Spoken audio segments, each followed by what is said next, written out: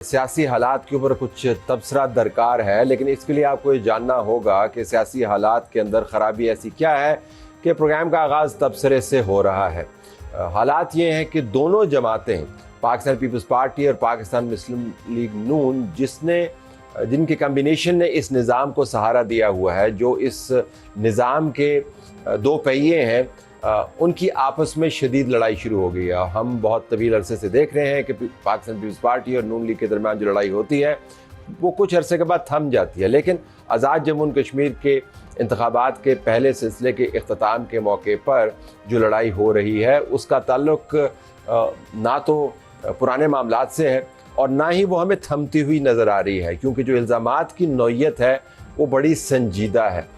इल्ज़ामात सिर्फ ये नहीं है कि इन्होंने धांधली की, उन्होंने धांधली की। इल्ज़ामात ये हैं कि दोनों हुकूमतें कह रही हैं कि आपने 2024 के अंदर जो मैंडेट लिया था वो मैंडेट फॉर्म 47 पर था, यानी 2 नंबर मैंडेट था।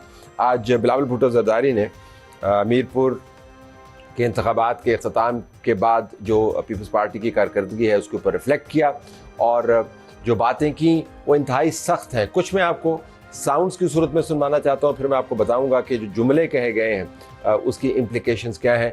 नून लीग की तरफ से जो जवाब आया उसको भी गौर से सुनिएगा, और बीच में बैठी है पाकिस्तान तहरीक इंसाफ जो यकीनन खुश हो रही होगी। याद रखिए, पाकिस्तान तहरीक इंसाफ का मानना यह है कि 2024 में धांधली नहीं हुई, धांधला हुआ था, जिसके नतीजे में 70 से 80 सीटें उनकी ले ली गई थी। वो इस्टेब्लिशमेंट को बराह रास्त मुर्द इल्ज़ाम ठहराते हैं। नून लीग ने और पाकिस्तान पीपल्स पार्टी दोनों ने इन इल्ज़ामात का अपने अपने तय जवाब दिया, लेकिन अब इतना अरसा गुजरने के बाद, आज़ाद जम्मू और कश्मीर के इंतखाबात के पहले मरहले के ख़त्म होने के बाद, दोनों पाकिस्तान तहरीक इंसाफ को सही साबित कर रही हैं। पाकिस्तान तहरीक इंसाफ ये कहती थी कि पंजाब में डाका पड़ा है उनके वोट के ऊपर और उनका वोट बैंक बहुत ज़्यादा है, सीटें उनसे छीनी गई हैं। सिंध के अंदर मौजूद पाकिस्तान पीपल्स पार्टी की हुकूमत ये कहती है कि वाक़तन ऐसा ही हुआ है। बिलावल भुट्टो जरदारी भी कहते हैं, शर्जील मेमन साहब भी कहते हैं, मौलाना फजल रहमान और दूसरी जमातें MQM समेत पाकिस्तान PTI, पाकिस्तान तहरीक इंसाफ को साथ मिलाकर ये कहते हैं कि सिंध के अंदर उनके मैंडेट के ऊपर डाका पड़ा है। पाकिस्तान मुस्लिम लीग नून के मिनिस्टर्स मरकज़ के अंदर बैठ के ये कह रहे हैं कि पाकिस्तान तहरीक इंसाफ, MQM, मौलाना फजल रहमान, सिंधी नेशनलिस्ट सारे ठीक कहते थे, जो सिंध के अंदर मैंडेट है वो भी 2 नंबर है और किसी और दरवाजे से आ गया है। बिलावल भुट्टो जरदारी ने क्या बातें की सब तो हम आपको नहीं सुना सकते, प्रोग्राम का वक्त मुख्तसर है। कुछ बातें जिन्होंने की वो हम आपको सुनवाते हैं, फिर कुछ जुमले उनके बताएंगे और फिर जो जवाब आया शर्जील मेमन के रिस्पांस के बाद, जिन्होंने बिलावल भुट्टो जरदारी के जुमलों को रीइंफोर्स किया, वो भी आपको सुनवाएंगे और फिर हम आपको बताएंगे कि इसकी मजीद इम्प्लिकेशंस क्या हैं।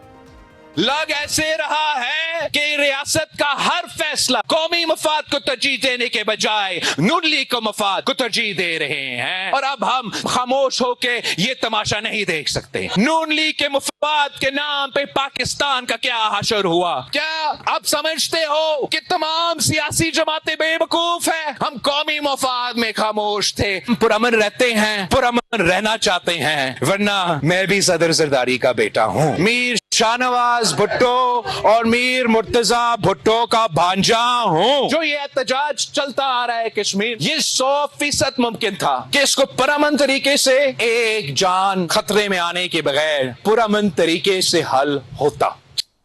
बहुत अहम बयानात हैं। जो जुमले उन्होंने कहे उसके अंदर जो अहम तरीन जुमला है वो ये कि रियासत हर मौके पर नून लीग की हुमायत कर रही है। अब रियासत से मुराद क्या है? जाहिर है वो कॉन्स्टिट्यूशनल कोर्ट की तो बात कर नहीं रहे होंगे, क्योंकि उसके हक में तो उन्होंने खुद वोट डाला। वो सुप्रीम कोर्ट की बात भी नहीं कर रहे होंगे, जिसकी ताकत के हवाले से उन्होंने खुद ही फैसला कर लिया कि कुछ ताकत जो है कॉन्स्टिट्यूशनल कोर्ट के पास जानी चाहिए। वो ज़ाहिर पार्लिमान की बात भी नहीं कर रहे होंगे, क्योंकि पार्लिमान तो फिर हुकूमत और निज़ाम जमहूरियत का हिस्सा है।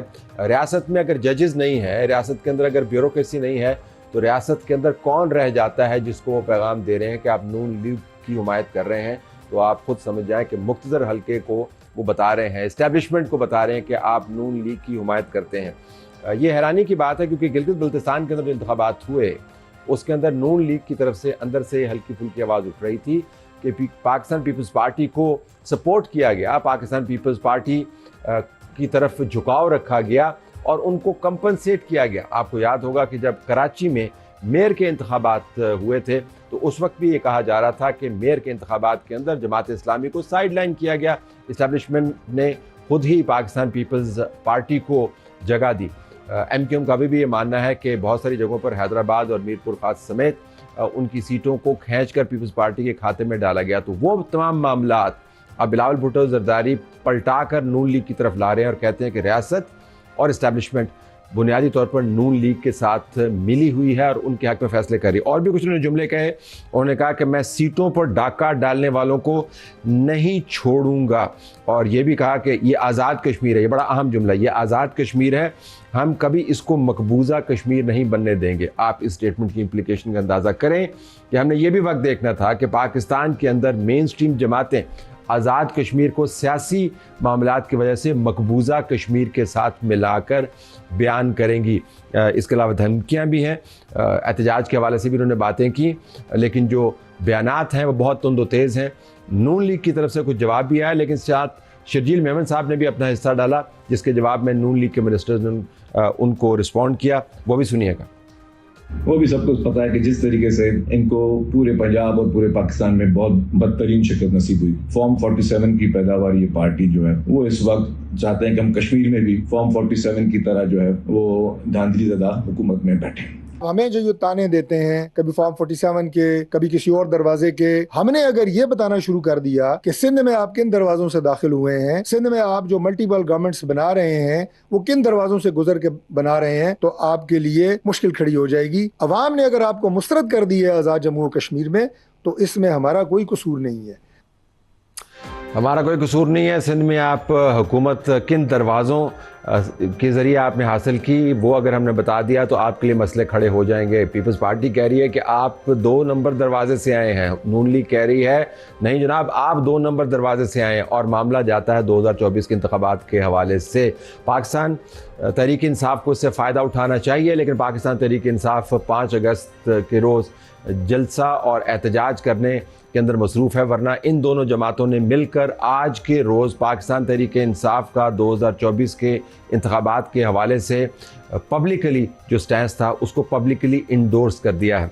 हम कोशिश करेंगे कि बात करें शाजिया मरी साहिबा से, जो सेक्रेटरी इत्तलात हैं पाकिस्तान पीपल्स पार्टी की, और उनसे जाने के जो 2024 के इंतखाबात थे, अगर नून लीग 2 नंबर तरीके से आई, फॉर्म 47 के ज़रिए आई, तो उन्हीं इंतखाबात के ज़रिए उनकी अपनी हुकूमत भी बनी, और अगर वो इंतखाबात जाली थे तो फिर क्या नए इंतखाबात करवाने की ज़रूरत है? ये पेंडोरा बॉक्स जो आज़ाद जम्मू कश्मीर के इंतखाबात से खुला है, ये हमें बंद होता हुआ नज़र नहीं आ रहा, अनलेस कि इस्टेब्लिशमेंट और मुक़्तदरा मिलकर इन जमातों को कहें कि हाथ हौला रखें।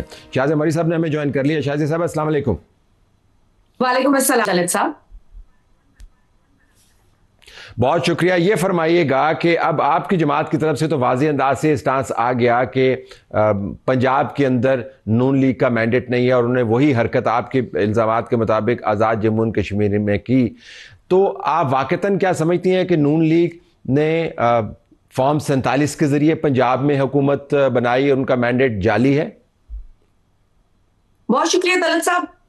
इस वक्त जो सूरत हाल है, जो AJK के इलेक्शंस के हवाले से आपने देखा कि पाकिस्तान पीपल्स पार्टी के चेयरमैन मुतवातर जो है अपनी तकारीर में, जलसों में, प्रेस कॉन्फ्रेंसेस में कश्मीरी अवाम की डिमांड्स की, उनके ख्वाहिशात की बात करते रहे, और उस बात पर वो जोर देते रहे कि कश्मीर के जो फैसले हैं वो कश्मीरी अवाम को करने का हक है, लिहाजा उनको ये हक मिलना चाहिए। देखिए, हमने अब तक बहुत सियासी मैच्योरिटी का मुजाहरा किया। आप जानते हैं बहुत सारी बातें हमने सुनी भी हैं, वाज़े भी हो गई हैं, साबित भी हो गई थी, लेकिन हमने फिर भी पॉलिटिकल मैच्योरिटी का इसलिए मुजाहरा किया क्योंकि मुल्क के हालात इस वक्त मुतहम्मल नहीं कि हम सड़कों पर निकलें, हम उस तरह की बातें करें जो दीगर लोग इंतशार फैलाने की सोच और जहन से कर रहे हैं। लेकिन अब क्योंकि आज़ाद जम्मू कश्मीर के इलेक्शंस में जो कि बड़े कॉन्ट्रोवर्शियल और कॉन्फ्रंटेशनल बना दिए गए हैं, तो यकीनन पीपल्स पार्टी की क़यादत को, पीपल्स पार्टी के वर्कर्स को वो बात करनी पड़ी